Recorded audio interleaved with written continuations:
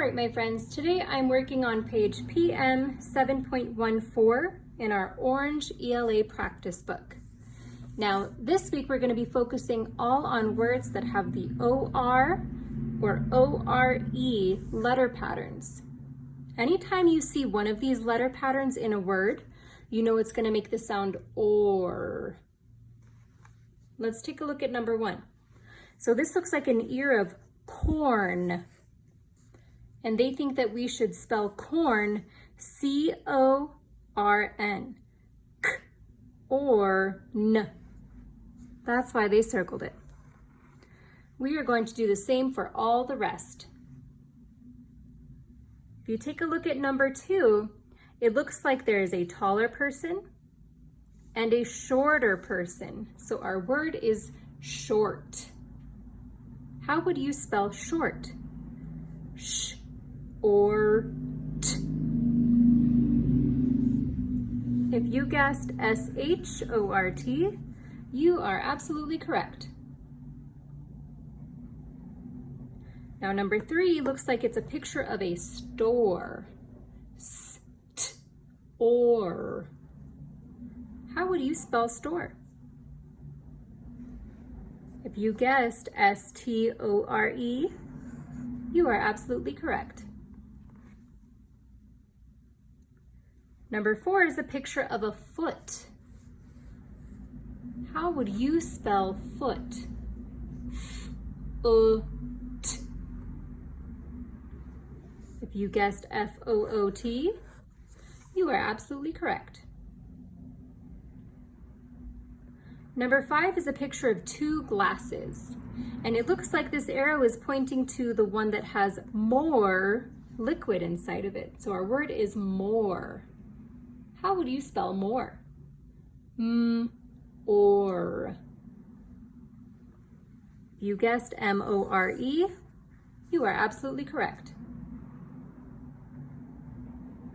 Number 6 is a picture of a Dalmatian, and it looks like the arrow is pointing to one little spot on his back. So our word is spot. How would you spell spot?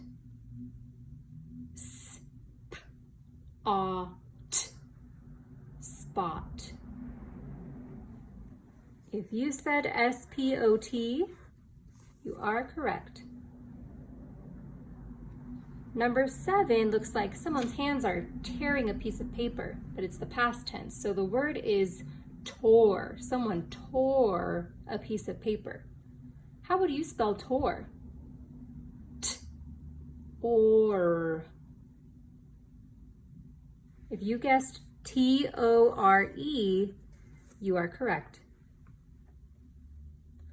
And number 8 looks like a picture of a horse. How would you spell horse? Or S. If you guessed H-O-R-S-E, then you are correct. Now moving on to page PM 7.15. Still working with those same letter patterns O-R and O-R-E. Number 1 is a picture of a fork. And the correct spelling for fork is F-O-R-K. We're going to fill in the missing letters for the rest of the words. Number 2 looks like it's a picture of a horn. How would you spell horn?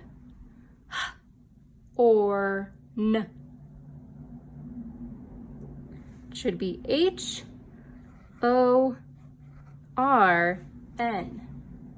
Horn. Number 3 is a picture of a compass. Now a compass tells us the different directions like north, south, east, and west. And the arrow is pointing to the top. That must be north. How would you spell the word north? N or Th? It should be N-O-R-T-H.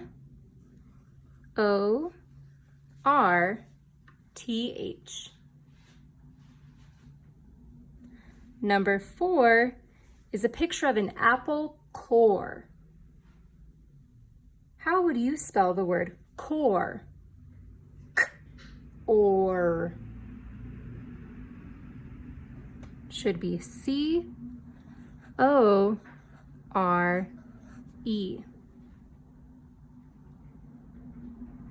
Number 5, we see a picture of a store. How would you spell the word store? S-T-O-R. It should be S-T-O-R-E.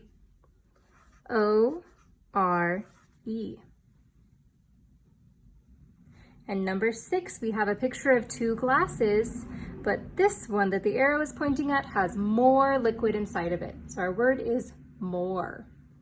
How would you spell more? M-O-R. Should be M-O-R-E.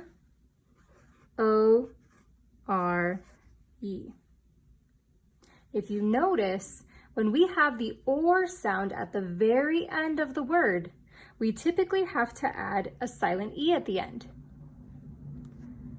The silent E, if you remember from before, makes the O say its name. If we have it in the middle of the word, however, like in north or fork or horn, we don't need that E. And last but not least, page PM 7.16, we're just going to practice tracing and rewriting our high frequency words. After, better, by, idea, pull, and until. And I think you all know how to trace and rewrite it yourself, so I will not show you how to do this one.